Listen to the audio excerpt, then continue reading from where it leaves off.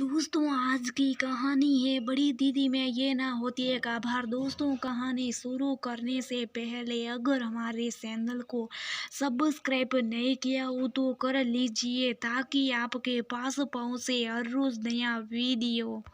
परिवार के सभी सदस्यों से हमारा घनिष्ठ रंग शब्द होता है। माता पिता भाई बहन का संग हमारे व्यक्तित्व का निर्माण करता है। मैं सौभाग्यशाली रही कि मुझे अपने परिवार में माता पिता के साथ सबसे अपने से बड़ी दो बहनें, दो बड़े भाइयों और अपने से छोटी एक बहन का संग प्राप्त हुआ। बड़ी दीदी मुझसे 10 वर्ष बड़ी है। कक्षा 4 तक की शिक्षा लखनऊ तथा कक्षा 5 से एवं 6 की शिक्षा ग्वालियर से प्राप्त करने के पश्चात 7वीं की शिक्षा पाने के लिए बड़ी दीदी के साथ रतलाम जाना पड़ा। बड़ी दीदी को रतलाम के सरकारी कॉलेज में व्याख्याता का पद प्राप्त हुआ था। अंत पिताजी ने मुझे उनके साथ रतलाम भेज दिया। उनका मेरे प्रति से पूर्व का विश्वास है तो मुझे याद नहीं, बस इतना याद है कि माँ से सोटियाँ बनवाते समय मैं बहुत जिद किया करते कि मैंने आपसे नहीं बड़ी दीदी से सोटियाँ बनवानी है, क्योंकि आप बाल खींच खींच कर दर्द करती है। जबकि असली कारण माँ को बालों में खूब सारा तेल लगाना और सोटियाँ का फैशन अनुसार नहीं बंधना होता था। परंतु रतलाम में दीदी के साथ रहने पर मेरे लिए उनके व्यक्ति माँ शरीका हो गया। उनके संरक्षण में रहकर ही माता पिता से आनुवंशिक रूप से प्राप्त अनुशासन में रहते, एकाग्रता से पढ़ने, कठोर परिश्रम करने तथा सब तरह की परिस्थितियों में सामंजस्य बिठाने में समर्थ होने जैसे गुणों का विकास हुआ। दीदी की अनुशासित जीवन शैली का हम सभी बहन भाइयों पर इतना गहरा प्रभाव रहा कि उनके कॉलेज या यूनिवर्सिटी से पढ़कर घर वारिस आने से 5-7 मिनट पहले हम सब बहन भाई घर को व्यवस्थित करके बड़ी शराफत से अपने अपने काम में जुट जाते। अपनी छात्र व्यस्तता में उन्हें अध्ययन के साथ साथ एक स्कूली छात्रा को ट्यूशन पढ़ाते देकर संघर्षशीलता तथा परिस्थितियों के साथ सामंजस्य बिठाते हुए कठोर परिश्रम का गुण बिना प्रयासी हम सब में संस्कृत हो गया। मैं तो इस समय उनके साथ ही जाया करती थी। परिवार में छोटे होने का एक विशेष लाभ मिलता है कि आपके व्यक्तित्व निर्माण में माता पिता के आनुवंशिक गुणों के साथ साथ आपसे बड़े भाई बहनों में माता पिता से प्राप्त गुणों से विकसित रूप का भी योगदान करता है। इसलिए पिताजी की साहित्यिक अभिरुचि का जो अंश बड़ी दीदी को प्राप्त हुआ उसका प्रभाव सभी बहन भाइयों में भी सहज रूप से हो गया। रतलाम के व्याख्या के पद पर आसीन दीदी जब हिंदी के महालेखकों के निबंध संग्रह कथा संग्रह उपन्यास रेखा चित्र आदि पढ़ने पढ़ाने के लिए घर में लाया करती तो उन्हें पढ़ते देखकर मैं भी उन्हें उलट पुलट कर पढ़ने का प्रयास करती और धीरे धीरे मुझ में भी साहित्यिक अनुरुचि का स्फुरण हो गया। मैं बाहर खेलने कूदने की बहुत शौकीन थी, लेकिन रतलाम के दीदी ने इसके लिए एक समय नियत कर रखा था। 7वीं कक्षा की परीक्षाओं के लिए भी लगभग 20 दिन पहले से दीदी ने मेरे बाहर निकल कर खेलने पर पाबंदी लगा दी थी। उनके निर्देश में नए स्कूल में जाकर भी कक्षा में प्रथम स्थान प्राप्त किया।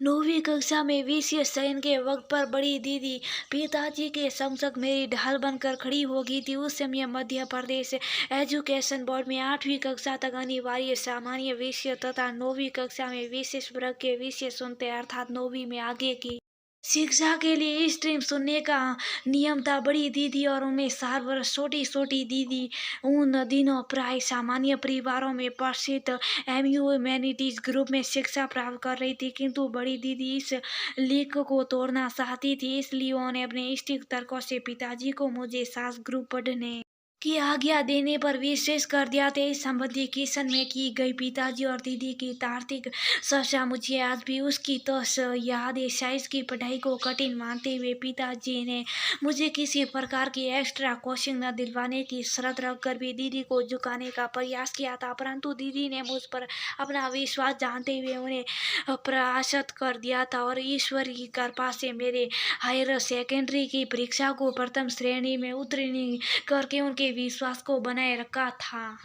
इसी दौरान पिताजी का तबादला पंजाब प्रांत के पठानकोट नगर में हो गया। हालातों ने कुछ ऐसी करवट ली कि जम्मू में रह रहे बड़े भैया लक्ष्मीकांत ने मुझे अपने पास रखकर पढ़ाने का निश्चय किया और बीएससी में मेरा एडमिशन जम्मू के सरकारी कॉलेज में करवा दिया। लेकिन सत्य तो यही है नहीं, मैंने प्रोपेजेस एडमिशन लिए भी मात्र 2 माह व्यतीत हुए थे कि एक हृदय विदारक घटना के दौरान भैया ने इहलोक में हम सबका साथ छोड़ दिया। हमारा परिवार शोक का लोक शब्द रह गया। मेरी तो असमझ की स्थिति थी, अब क्या करूं? किंतु बड़ी दीदी फिर मेरी ढाल बनकर खड़ी हो गई। अब तक उनका विवाह हो चुका था, लेकिन विवाह पुरुष की भांति अपने दायित्वों का निर्वहन करते हुए उन्होंने मुझे संभाल लिया था। वे मुझे अपने पास पाठशाला ले गए, अपने निर्देश तथा संरक्षण में मुझे प्रभाकर तथा state college for education SAOTD degree दिलवाई। फिर तो अतिरिक्त उच्च शिक्षा प्राप्त करने के लिए पश्चात भी जीवन धारा का रुख ऐसा परिवर्तित हुआ कि पूरे 10 वर्ष पश्चात इसी डिग्री ने न केवल शिक्षण विभाग में नौकरी दिलवाकर मेरे संघर्ष जीवन को स्थायी प्रदान किया, अपितु रिटायरमेंट के पश्चात पेंशन की सुविधा द्वारा मेरे भावी जीवन को भी आर्थिक रूप से शिक्षित कर दिया। बड़ी दीदी का उनकी सलाइयों पर मेरी उंगलियां पकड़कर एक एक पंदा बनते हुए आगे सलना तथा माँ द्वारा सलाई जाने वाली सिलाई मशीन को घुमाना सिखाना मुझे आज भी रोमांचित कर देता है। इस पश्चात में छोटी दीदी की संलग्नता भी बखूबी याद है, क्योंकि इन कार्यों में रुचि न होने पाने के कारण वे सीखते हुए थोड़े समय में असहज हो उठती थी और बड़ी दीदी उन्हें शुरू किए गए कार्यों को सफल करने, विशेष रूप से उनकी सिलाई पर 2-4 फद्दे बुनकर छोड़ देने पर पूरी सिलाई बुनने के लिए बाध्य किया करती थी। किंतु यहाँ छोटी दीदी के एक अन्य महत्वपूर्ण पक्ष का उल्लेख करते हुए मैं नमस्तक हूँ, वह ये कि बचपन में विजित की मेरी निबद्ध लेखन याद विवाह तथा भाषण आदि प्रतियोगिता का सारा श्रेय छोटी दीदी को है। वस्तुत में तो केवल दिए गए कागजों का रद्दा मात्र मारती थी। कागजों पर सामग्री सदैव छोटी दीदी अपने अध्ययन के अमूल्य समय में से समय निकाल कर तैयार करके दे देती थी।